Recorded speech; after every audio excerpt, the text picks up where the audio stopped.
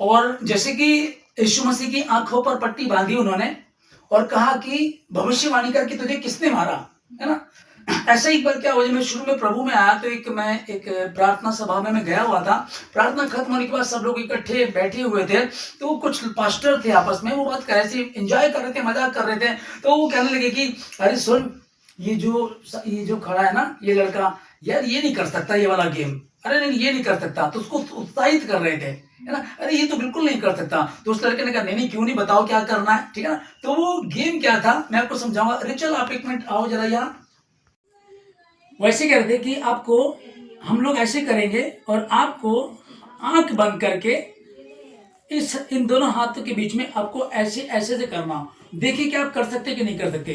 तो मैंने बोला ये कौन सी बड़ी मुश्किल है, मैं आसानी से कर दूंगा। तो जैसे रेचल आई है, सपोज करो कि हम रेचल को मूर्ख बना रहे हैं, है ना।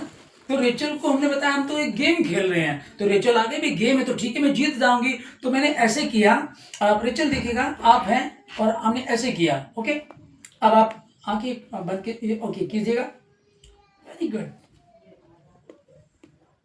बहुत बढ़िया।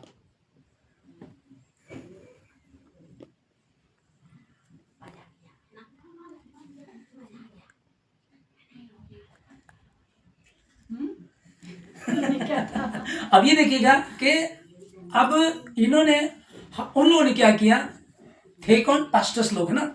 तो वो आपस में इस तरह से बात कर रहे थे, तो मैं तो गेम समझ करके चला गया, मुझको तो इस बात का पता भी नहीं था, ठीक है ना।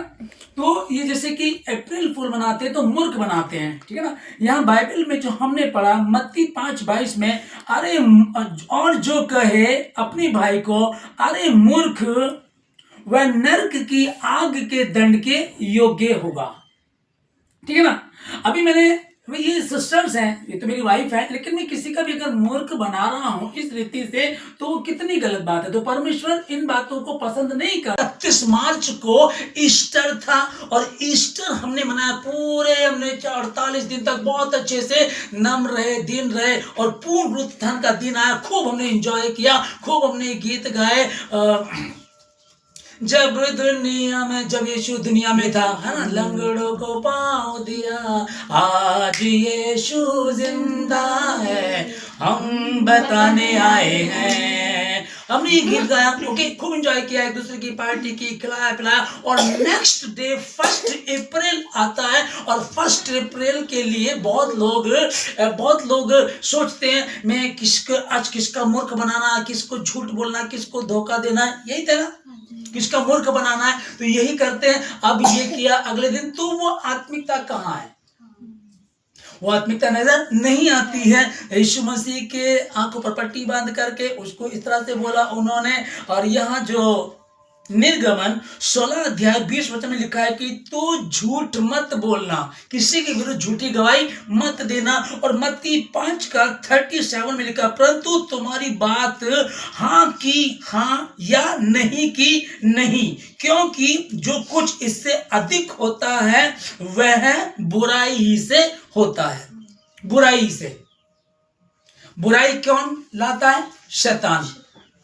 अच्छाई कौन लाता है, परमेश्वर। वो सब बुराई ही से होता है ना, इसमें कोई संदेह नहीं, क्योंकि शैतान भी स्वर्गदूत का रूप धारण कर लेता है। 2 कुरिन्थियों 11:14 में लिखा है, क्योंकि इसमें कोई संदेह नहीं है, क्योंकि शैतान भी स्वर्गदूत का रूप धारण कर लेता है। अब समझिएगा, अगर हम पवित्रता में चल रहे हैं तो परमेश्वर की ओर से, पवित्र आत्मा की ओर से, और अगर हम झूठ बोल रहे हैं, मूर्ख बना रहे हैं, धोखा दे रहे हैं, तो ये शैतान की ओर से। तो कई बार हम जाने अनजाने में ऐसी गलती कर जाते हैं, कई बार हम ऐसी मूर्खता कर जाते हैं जिसका हमको पता भी नहीं होता।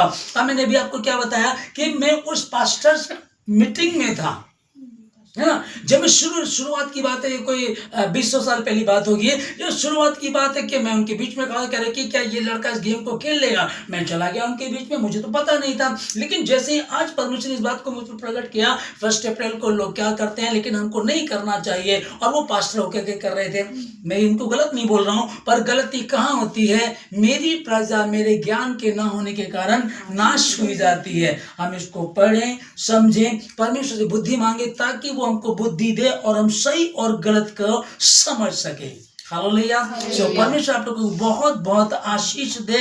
ये जो मूर्ख दिवस है, इंग्लिश में जब 1 अप्रैल बोलते हैं तो बड़ा अच्छा लगता है, लेकिन हिंदी में बोलिएगा कि आज मूर्ख दिवस है, तो बताइए कितना बुरा लगेगा कि आज मूर्ख दिवस है, मूर्ख बनाने का दिन है। और मेरे और आपके परमेश्वर ने कहा हर दिन अपने पवित्र हाथों को उठाकर अपने परमेश्वर को धन्यवाद करना। प्रति भोर उसकी करुणा नहीं होती रहती है, प्रति भोर उसकी करुणा नहीं होती रहती है, वो हम मिट नहीं गए। उसकी महाकरुणा का फल है, हर रोज वो आदम से मिलने आता था, हर रोज परमेश्वर की संगति करता था। और परमेश्वर का वचन बताता है कि जो हमारा मेरा रब का शरीर है वो परमेश्वर का मंदिर है और परमेश्वर का आत्मा इसमें वास करता है। यदि परमेश्वर का आत्मा इसमें वास करता है तो क्या हम किसी को मूर्ख बना करके खुश हो सकते हैं? और खुशी के क्या, खुश होने के लिए यही चीजें रह गई हैं कि हम किसी का मूर्ख बनाए या किसी को कहें कि यार वो